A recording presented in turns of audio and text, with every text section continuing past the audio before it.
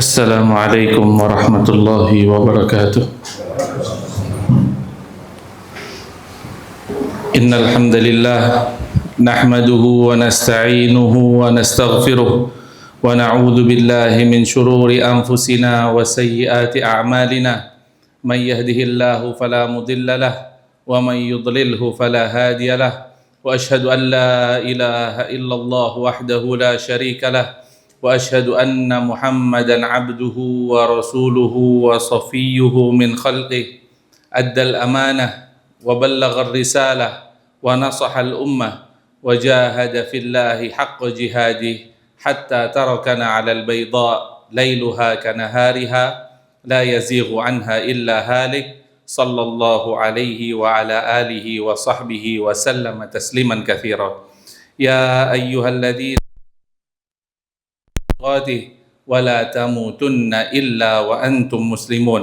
يا أيها الناس اتقوا ربكم الذي خلقكم من نفس واحدة وخلق منها زوجها وبث منهما رجالا كثيرا ونساء واتقوا الله الذي تساءلون به والأرحام إن الله كان عليكم رقيبا. يا أيها الذين آمنوا اتقوا الله وقولوا قولا سديدا يصلح لكم أعمالكم ويغفر لكم ذنوبكم ومن يطع الله ورسوله فقد فاز فوزا عظيما. Jamaah salat Jumat yang dirahmati oleh Allah Subhanahu wa taala, di antara fitnah terbesar yang pernah menimpa kaum muslimin adalah munculnya orang-orang yang menyusup ke dalam agama Islam. Tujuannya apa? Mereka ingin merusak agama Islam dari dalam. Mereka tidak datang membawa kekafiran secara terang-terangan. Mereka tidak mengajak manusia meninggalkan ajaran agama Islam secara langsung, tapi mereka datang dengan slogan-slogan yang menarik, kata-kata yang menyentuh hati. Mereka memainkan isu-isu yang membangkitkan emosi kaum muslimin. Mereka menampilkan diri mereka seolah-olah mereka sebagai pembela agama Islam, seolah-olah mereka pembela kebenaran, seolah-olah mereka sangat salut dan membela keluarga Nabi Muhammad SAW dan membela keadilan. Namun di balik semua itu mereka menyimpan suatu tujuan yang sangat berbahaya, yaitu memecah belah kaum muslimin dan merusak agama Islam dari dalam. Salah satu contoh yang paling terkenal dalam sejarah fitnah ini adalah Abdullah ibn Saba, seorang tokoh yang disebut oleh banyak ulama sejarah sebagai pelopor berbagai macam propaganda yang menimbulkan fitnah yang besar di antara kaum muslimin. Jamaah sekalian yang dirahmati oleh Allah Subhanahu wa taala, kisah Abdullah ibn Saba bukanlah kisah sejarah masa lalu saja. Ini memberikan kita pelajaran yang sangat berharga tentang bagaimana cara bekerjanya propaganda, bagaimana syubhat disebarluaskan, dan bagaimana kaum muslimin harus bersikap ketika menghadapi upaya perpecahan. Para ulama seperti Muhammad ibn Jarir At-Tabari, Ibn Asakir, Al-Dhahabi, dan Ibn Taimiyah, mereka semua menyebutkan bahwasannya bin Saba adalah orang Yahudi dari Yaman yang berpura-pura menunjukkan keislaman di hadapan kaum muslimin. Dan ini terjadi di kala pemerintahan khalifah yang ketiga dari Khulafaur Rasyidin, yaitu Sayyidina Utsman bin Affan radhiyallahu taala anhu. Banyak sekali riwayat sejarah yang menjelaskan bahwasanya ia tidak masuk Islam untuk mencari hidayah, tidak. Tapi ia menyusup dan masuk ke dalam Islam bertujuan ingin merusak agama Islam dari dalam. Allah Subhanahu wa taala berfirman dalam surat Al-Baqarah ayat 9, yukhadi'una Allaha walladzina amanu wa ma yakhda'una illa anfusahum wa ma yash'urun. Mereka ingin menipu Allah Subhanahu wa taala dan ingin menipu orang-orang yang beriman, padahal mereka tidak sadar mereka sedang menipu diri mereka sendiri, tapi mereka tidak menyadarinya. Dan ini adalah metode dari orang-orang munafik sepanjang sejarah, menampilkan wajah keislaman namun membawa agenda yang merusak agama Islam dari dalam. Di antara strategi-strategi yang dilakukan oleh Ibn Saba, yang pertama yaitu ia berusaha menampakkan kecintaan kepada Ahlul Bait di hadapan umum. Ibn Saba memahami bahwasanya kaum muslimin semuanya kita mencintai keluarga Rasulullah sallallahu alaihi wasallam. Allah Subhanahu wa taala berfirman dalam Quran surat Asy-Syura ayat 23, "Qul la as'alukum alaihi ajran illal mawaddata fil qurba. Katakanlah, aku tidak meminta kepadamu suatu upah apapun atas seruanku, melainkan kasih sayang dalam kekeluargaan. Oleh karena itu, ia tidak datang membawa slogan kekafiran, tidak. Ia datang dengan slogan-slogan yang sangat indah, yaitu mencintai Ahlul Bait, membela Ali bin Abi Thalib, menuntut keadilan dan membela hak keluarga Nabi Muhammad SAW. Dan slogan-slogan ini sangat mudah sekali diterima oleh kaum muslimin. Padahal suatu hal yang penting yang patut kita tahu, bahwasanya tidak semua orang yang mengangkat slogan Islam mereka berada di dalam kebenaran. Rasulullah SAW bersabda, Innallaha la yanzuru ila suwarikum wala ila amwalikum walakin yanzuru ila qulubikum wa a'malikum. Sesungguhnya Allah Subhanahu wa taala tidak melihat rupa kita dan tidak juga melihat harta kita, tapi Allah Subhanahu wa taala melihat hati dan amalan yang kita kerjakan. Jadi jamaah sekalian yang dirahmati oleh Allah Subhanahu wa taala, kebenaran tidak diukur dari slogan, tapi kebenaran diukur dari kesesuaiannya mengikuti Al-Quran dan Sunnah Nabi Muhammad SAW. Di antara strategi propaganda lainnya yaitu menggunakan emosi sebelum argumentasi. Dan metode ini metode yang sangat berbahaya sekali. Ibn Saba tidak memulai dakwahnya dengan teori, tapi ia memulai membangkitkan emosi kaum muslimin. Ia mengungkit kesalahan-kesalahan penguasa. Ia membesar-besarkan kekurangan-kekurangan yang dimiliki oleh penguasa, dan ia menyebarkan isu yang memancing kemarahan masyarakat. Ia menyebarkan berita hoax yang belum jelas kebenarannya. Tujuannya apa? Agar masyarakat emosi dan masyarakat marah terlebih dahulu. Ketika emosi sudah tersulut dan sudah tidak bisa lagi akal menakar semua itu, maka syubhat menjadi sangat mudah untuk diterima. Oleh karena itu, Allah Subhanahu wa taala memerintahkan kita untuk bertabayyun. Ya ayyuhalladzina amanu in ja'akum fasiqun binaba'in fatabayyanu. Wahai orang-orang yang beriman, kata Allah Subhanahu wa taala, apabila ada orang fasik yang datang membawa kabar, maka bertabayyunlah. Periksalah kabar tersebut dengan teliti sebelum kita mempercayai. Di antara propaganda lainnya yaitu menebarkan fitnah kepada Utsman bin Affan. Sasaran utama propaganda dari Ibn Saba adalah khalifah yang ketiga dari Khulafaur Rasyidin, yaitu Utsman bin Affan radhiyallahu taala anhu. Padahal kita sama-sama tahu bahwasanya khalifah yang ketiga Khulafaur Rasyidin termasuk orang yang sudah dijamin surga oleh Allah Subhanahu wa taala dan oleh Rasulullah sallallahu alaihi wasallam. Akhlak beliau adalah sahabat yang sangat mulia, yang mana Rasulullah Shallallahu Alaihi Wasallam sampai malu apabila melakukan sesuatu atau tersingkap sesuatunya di hadapan Utsman bin Affan. Tapi Ibnu Saba, orang yang dilaknat oleh Allah Subhanahu Wa Taala, ia melakukan propaganda dengan menyebarkan bahwasanya Utsman bin Affan adalah seorang yang melakukan nepotisme. Utsman bin Affan melakukan kezaliman. Utsman bin Affan melakukan penyelewengan kekuasaan.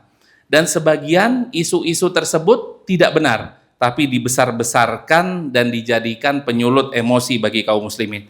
Kemudian ia menyebarkan berita bohong dari suatu daerah ke daerah yang lainnya dengan upaya membentuk opini masyarakat agar mereka menganggap negatif terhadap khalifah.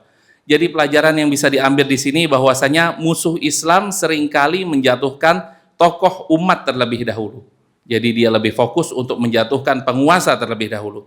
Dan jika ulama dan para pemimpin sudah mudah dijatuhkan, maka masyarakat akan mudah dipecah dan diadu domba. Kemudian di antara doktrin berikutnya yaitu ia memberikan doktrin wasiat untuk Ali bin Abi Thalib.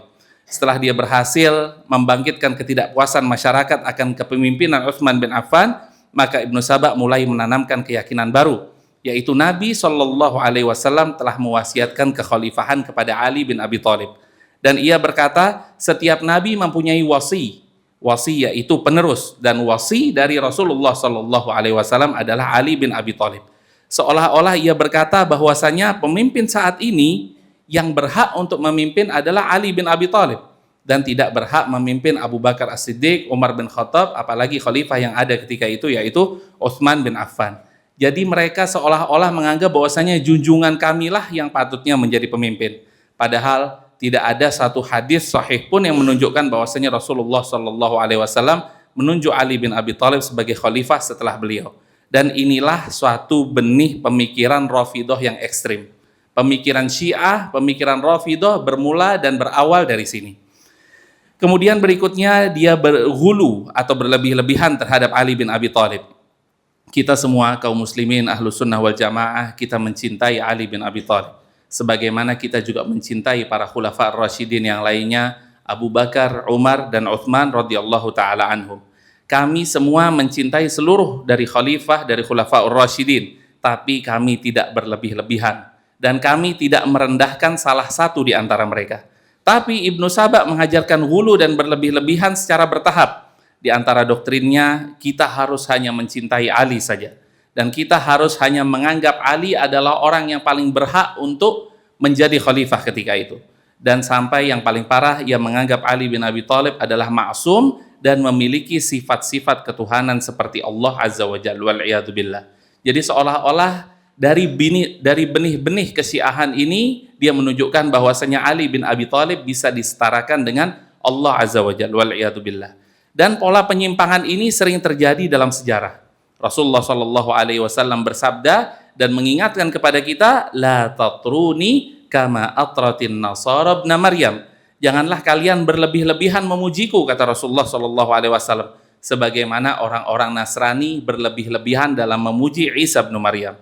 Dan di antara sabda lainnya Rasulullah Shallallahu alaihi wasallam mengatakan, iyyakum wal ghuluwa fid din, hindarilah sikap berlebih-lebihan dalam beragama. Dan di riwayat lainnya Rasulullah Shallallahu alaihi wasallam menjelaskan, halakal mutanatti'un, dan beliau mengulanginya sebanyak 3 kali, binasalah orang-orang yang berlebih-lebihan.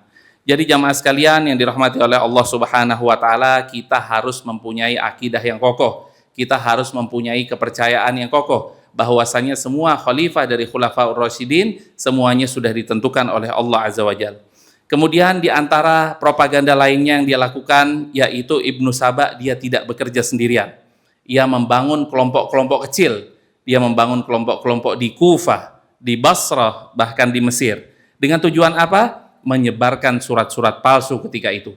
Membentuk opini-opini masyarakat, menebar fitnah, menghasut masyarakat, dan menyebarkan berita-berita hoax dan berita-berita bohong. Dan metode ini mirip dengan propaganda yang ada saat ini, propaganda modern, yaitu dengan adanya akun anonim, dengan menyebarkan berita bohong, dengan memotong-motong video tanpa konteks, dan adanya narasi adu domba di media sosial. Allah Subhanahu wa taala berfirman, innal ladzina yuhibbuna an tasyi'al fahishatu fil ladzina amanu lahum adzabun alim. Sungguhnya orang-orang yang suka tersebarnya keburukan di tengah-tengah orang-orang yang beriman, bagi mereka adalah adab yang pedih, kata Allah Subhanahu wa taala. Dan dampaknya dari propaganda ini sangat parah sekali. Dampak yang pertama yang membuat kita sedih sekali yaitu terbunuhnya khalifah yang ketiga dari Khulafaur Rasyidin, terbunuhnya Uthman ibn Affan. Fitnah yang disebarkan akhirnya memunculkan pemberontakan dan pengepungan rumah Uthman bin Affan radhiyallahu taala anhu, sehingga beliau terbunuh dalam keadaan dizalimi.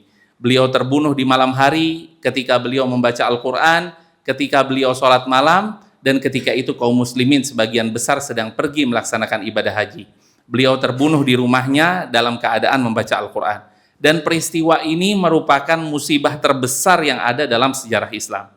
Di antara efek berikutnya yaitu terjadinya perpecahan di antara umat. Jadi setelah terbunuhnya Uthman bin Affan, terjadi fitnah-fitnah besar yang terbuka setelah terbunuhnya Uthman bin Affan, yaitu terjadinya perang Jamal, perang Siffin, dan perang-perang lainnya yang membuka perpecahan panjang di antara kaum muslimin. Kemudian jamaah sekalian, di antara efek buruknya yaitu lahirlah kelompok-kelompok yang menyimpang. Sebagian ulama menyebutkan bahwasanya pemikiran Syiah Rafidhah yang sangat ekstrim berakar dari ide-ide Abdullah ibn Saba yang dilaknat oleh Allah Subhanahu wa taala. Oleh karena itu jamaah sekalian, hendaklah kita membentengi diri kita, kita hendaklah belajar lagi yang benar, kita merujuk kepada Al-Qur'an dan sunnah Nabi Muhammad sallallahu alaihi wasallam. Barakallahu li wa lakum fil Qur'anil azim wa nafa'ani wa iyyakum bima fihi minal ayati wadh-dhikril hakim. Aqulu qawli hadza wa astaghfirullahal azim al-jalil li wa lakum wa li sairil muslimina min kulli dhanbin wa khati'ah fastaghfiru innahu huwal ghafurur rahim. Alhamdulillah al-mun'imi ala khalqih al-mutafaddili bi ihsanihi wa karamihi الذي نزل الفرقان على عبده ليكون للعالمين نذيرا وأصلي وأسلم على من بعثه الله رحمة للعالمين بشيرا ونذيرا وداعيا إلى الله بإذنه وسراجا منيرا صلى الله عليه وعلى آله وصحبه وسلم تسليما كثيرا ألا فاتقوا الله حق التقوى واستمسكوا من الإسلام بالعروة الوثقى واحذروا أسباب سخط الجبار فإن أجسادكم وأرجلكم على النار لا تقوى. Jamaah sekalian yang dirahmati oleh Allah Subhanahu wa taala, ada beberapa pelajaran penting untuk kaum muslimin saat ini. Yang pertama, jangan mudah terpesona dengan slogan. Kalau ada orang yang membuat slogan keadilan, slogan persatuan, slogan pembelaan Islam, slogan pembelaan Ahlul Bait, semua itu harus diuji. Apakah slogan tersebut sesuai dengan Al-Quran atau tidak? Apakah slogan tersebut sesuai dengan sunnah Nabi Muhammad SAW atau tidak? Dan yang kedua, wajib bagi kita kaum muslimin untuk bertabayyun sesuai dengan firman Allah Subhanahu wa taala, ya ayyuhalladzina amanu in ja'akum fasiqun binaba'in fatabayyanu. Periksalah dengan teliti kabar yang sampai kepada kita. Jangan sampai kita terjerumus memakan hoax yang mana berefek sangat negatif, yaitu perpecahan kaum muslimin. Jangan langsung ikut percaya, jangan langsung ikut menyebarkan berita yang belum tentu benar. Karena Rasulullah SAW bersabda, kafa bil mar'i kadziban ayyuhadditsa bikulli ma sami'. Cukuplah seseorang dianggap sebagai orang yang suka berdusta. Kapan? Ketika ia menceritakan semua yang ia dengar. Jadi tidak difilter. Dia baru dengar langsung disampaikan, dan itu adalah tidak baik. Kemudian pelajaran yang ketiga, kita harus menjaga persatuan umat muslim. Allah Subhanahu wa taala berfirman, wa'tasimu bihablillahi jami'an wala tafarraqu. Berpeganglah kalian semua kepada tali Allah dan janganlah berpecah belah. Dan Allah Subhanahu wa taala berfirman, wala tanaza'u fatafshalu wa tadhhaba rihukum. Dan janganlah kita berselisih dan janganlah kita bercerai-berai sehingga kita menjadi lemah dan kekuatan kita hilang. Dan di antara pelajaran lainnya, kita harus waspada terhadap propaganda yang ada di sosial media. Di zaman-zaman sekarang ini, Ibnu Saba tidak terlalu hadir dalam bentuk individu.